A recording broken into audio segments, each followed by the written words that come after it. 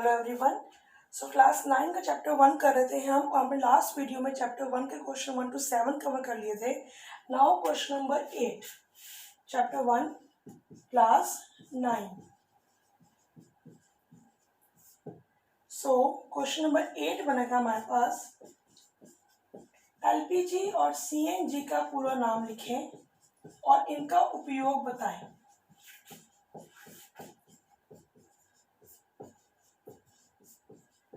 LPG और CNG का पूरा नाम लिखें, इनका उपयोग बताएं।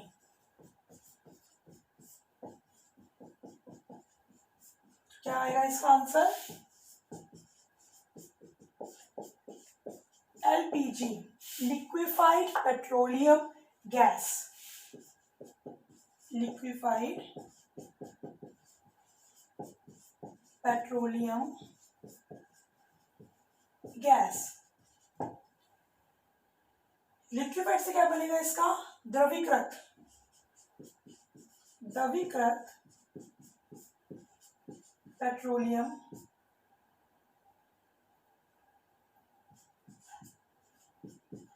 द्रवीकृत पेट्रोलियम गैस। और इसका उपयोग क्या है?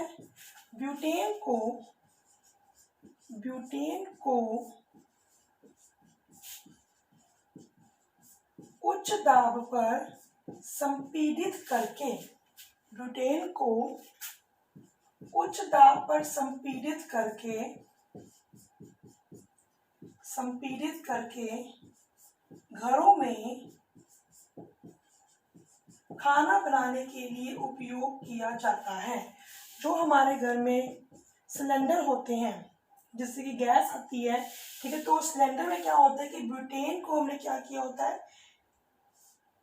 संपीड़ित किया होता है। ठीक है, तो क्या लिखेंगे? ब्यूटेन को, और इसमें दाब क्या लेते हैं? दाब लेते हैं बहुत ज़्यादा। ठीक है, तो क्या होगा? दाब अगर ज़्यादा होगा तो गैस जो है वो किस में चेंज हो जाएगी? द्रव में। ठीक है, तो हम क्या करते हैं कि इसको जो है संपीड़ित करके घरों में खाना बनाने के उपयोग किया जाता है, खाना बनाने में उपयोग किया जाता है। राइट। दूसरा है हमारे पास सीएनजी। सीएनजी की फुल फॉर्म बनेगी कंप्रेस्ड। कंप्रेस का मतलब क्या होता है? संपीड़ित। कंप्रेस्ड नेचुरल गैस, संपीड़ित प्राकृतिक गैस। इसमें क्या करते हैं हम? प्राकृतिक गैस को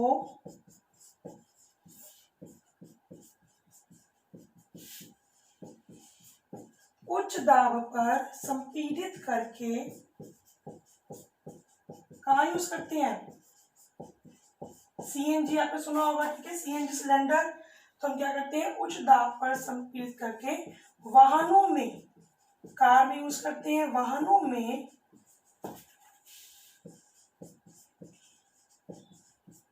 ईंधन के रूप में, फ्यूल के रूप में। पेट्रोल की जगह हम क्या यूज करते हैं? सीएनजी यूज करते हैं। ईंधन के रूप में उपयोग किया जाता है। तो ये होगी आपकी दोनों की फुल फॉर्म, और दोनों के हम कहाँ इसको उपयोग करते हैं, कहाँ इसको यूज करते हैं। Question number 8 complete. Question number 9, question 9 लिखिए, निम्नलिखित पर टिप्पणी कीजिए। कुछ हमारे पास परिभाषाएं हैं, निम्नलिखित पर टिप्पणी कीजिए।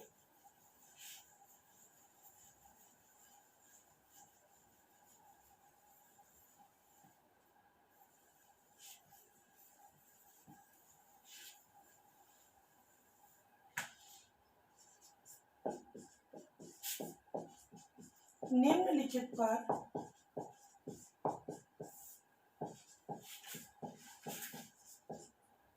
टिप्पणी करें।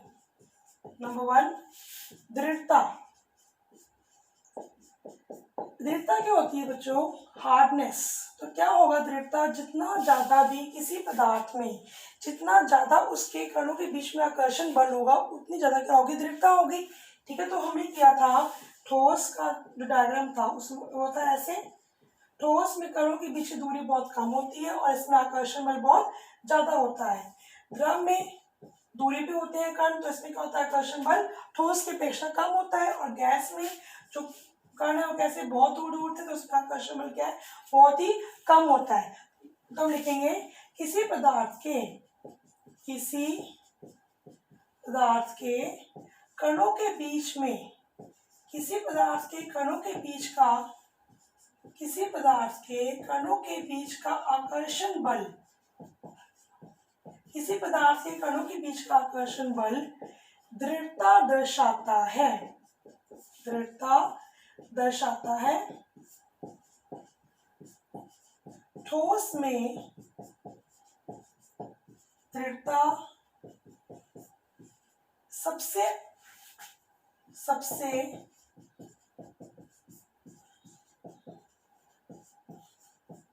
अधिक होती है और गैसों में दृढ़ता सबसे कम होती है।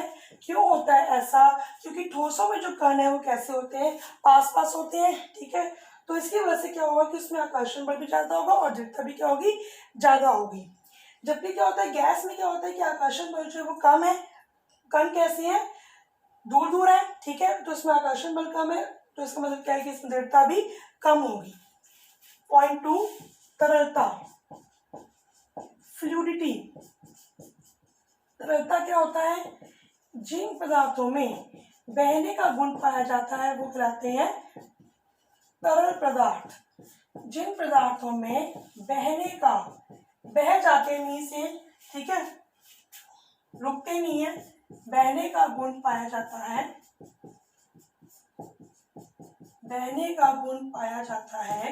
वे तरल पदार्थ कहलाते हैं। जैसे द्रव और गैस जो है क्या होती है, बह जाती है, वो रुकती नहीं है, ठीक है, जैसे द्रव और गैस। तो ये होगी इसकी परिभाषा और इसके हो गए एग्जाम्पल। थर्ड, आकार, शेप। अब शेप क्या होता है, जितनी ज्यादा जो है किसी के कणों के बीच में आकर्षण बल होगा तो उसका शेप क्या होगी, उसकी शेप होगी निश्चित होगी उसकी शेप। तो हम क्या कहेंगे, ठोस में आकर्षण बल अधिक होने के कारण, क्योंकि इस कण कैसे पास पास है तो इसमें आकर्षण बल ज्यादा है, ठोस में आकर्षण बल अधिक होने के कारण इनका आकार निश्चित होता है। इनकी शेप जो है वो हमेशा क्या होती है, निश्चित होती है, फिक्स्ड होती है। इनका आकार निश्चित होता है, जबकि द्रवों और गैसों का आकार निश्चित नहीं होता। जबकि द्रवों और गैसों का आकार निश्चित नहीं होता। क्यों नहीं होता, क्योंकि इनमें जो है, इनमें आकर्षण बल जो है वो कम होता है, तो इनका आकार निश्चित नहीं होता। Right. Next point, fourth point आ जाएगा गतिज ऊर्जा। ये हम कर चुके हैं बार बार। गतिज ऊर्जा को हम कहते हैं काइनेटिक एनर्जी। काइनेटिक का मतलब है कि कणों की गति की वजह से जो ऊर्जा होती है, ठीक है, उसे हम कहते हैं गतिज ऊर्जा। सो सिंपल लिख देंगे, कणों की गति के कारण उत्पन्न ऊर्जा गतिज ऊर्जा कहलाती है। कणों की गति के कारण उत्पन्न ऊर्जा को हम कहते हैं गतिज ऊर्जा। और अगर तापमान ज्यादा होगा तो गतिज ऊर्जा भी क्या हो जाएगी, ज्यादा हो जाएगी। राइट, गतिज ऊर्जा भी ज्यादा हो जाएगी। ये 4 पॉइंट आपके कवर हो गए। पॉइंट नंबर 5 पॉइंट आपका संपीड्यता। और फिर 6 पॉइंट आएगा बर्तन में गैस का भरना। और 7 पॉइंट आएगा घनत्व। 7 पॉइंट है इसके। 6 पॉइंट है संपीड्यता, कंप्रेसिबिलिटी, संपीड्यता। कंप्रेसिबिलिटी, इसका मैंने एक वो भी किया, एक्सपेरिमेंट भी किया है कंप्रेसिबिलिटी का, तो वो आपको मेरी जो इसकी जो वो है ऐसी वीडियोस है इसकी एक्टिविटीज़ की, ठीक है, उसमें आपको इसका एक्सपेरिमेंट मिल जाएगा। तो क्या होता है संपीड्यता, किसी पदार्थ के कणों में क्या करते हैं हम, बल लगाकर हमने क्या करना है, उससे कणों के बीच दूरी को कम करते हैं, तो उसे कहते हैं संपीड्यता। मीन्स किसी पदार्थ के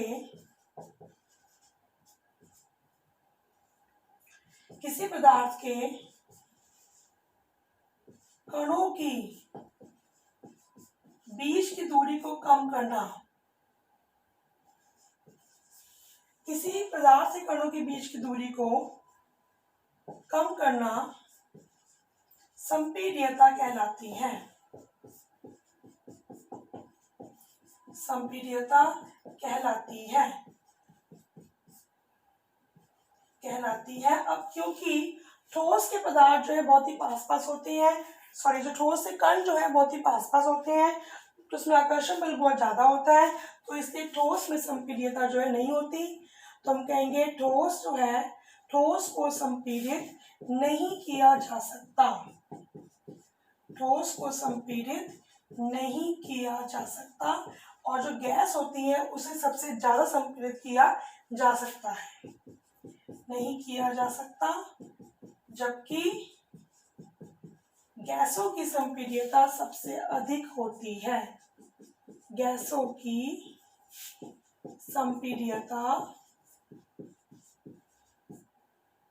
संपीड्यता सबसे अधिक होती है। रीजन वही आ जाएगा सेम, क्योंकि गैस में क्या होता है कि कण जो होते हैं वो होते हैं दूर दूर, और उसमें आकर्षण बल जो है बहुत ही कम होता है, सबसे अधिक होती है। नेक्स्ट 7th, बर्तन में गैस का भरना। बर्तन में गैस का भरना का मतलब क्या है कि अगर आप कोई बर्तन ले लेंगे तो वो सारा बर्तन में अगर हम गैस डालेंगे तो गैस से वो क्या करेगी कि जितनी भी इसको स्पेस जो मिलेगी, चाहे वो कम है चाहे वो ज़्यादा है, वो सारी स्पेस को ऑक्यूपाई कर लेती है। ऐसा क्यों होता है, क्योंकि गैस में क्या होता है कि इसमें जो कण है बहुत दूर दूर होते हैं, और इसमें आकर्षण बल भी ना के बराबर है, बहुत कम होता है। तो उसकी वजह से क्या होता है कि गैस का निश्चित जो है, गैस का आयतन निश्चित ना होने के कारण, गैस का जो आयतन है वो क्या होता है कि निश्चित नहीं है। मीन्स की सपोज हमारे पास कोई छोटा बर्तन है, ठीक है, तो उसमें गैस डाली है तो सारी स्पेस ले रही है। सपोज कि इतना हमारे पास कोई बॉक्स है तब भी सारी स्पेस ले लेगी, और कमरा है तब भी सारी स्पेस ले लेगी, ठीक है। तो गैस का क्या होता है, इसमें जो वॉल्यूम जो होता है वो निश्चित नहीं होता, ठीक है, तो निश्चित ना होने के कारण यह बर्तन को पूरी तरह से भर देती है, ये इसका हो जाएगा रीजन। और फिर लास्ट होता है घनत्व। हमने पहले 4 किए थे, ये 5 है, 6 और 7। किसी तत्व के परिभाषा आ जाएगी पहले, किसी तत्व के द्रव्यमान प्रति इकाई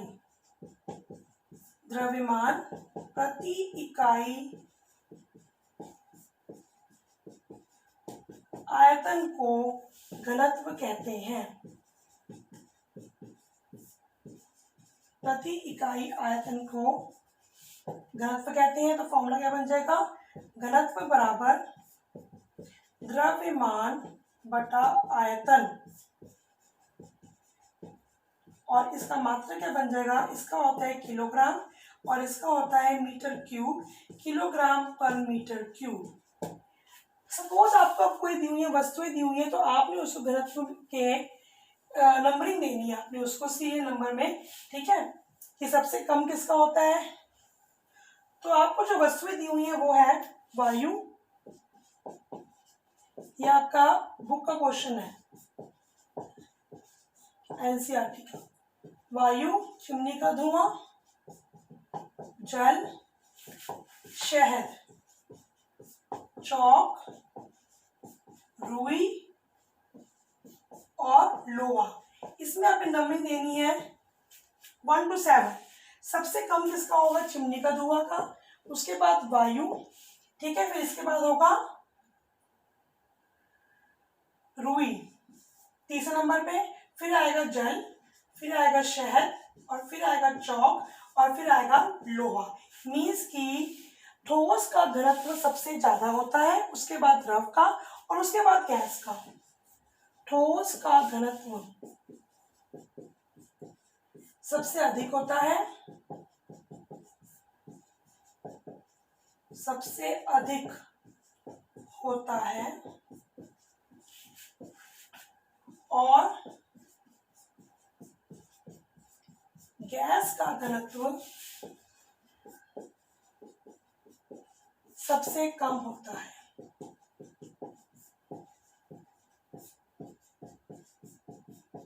ये आपके 2 क्वेश्चन यहाँ पे कवर हो गए, question number 8 and question number 9। Thank you.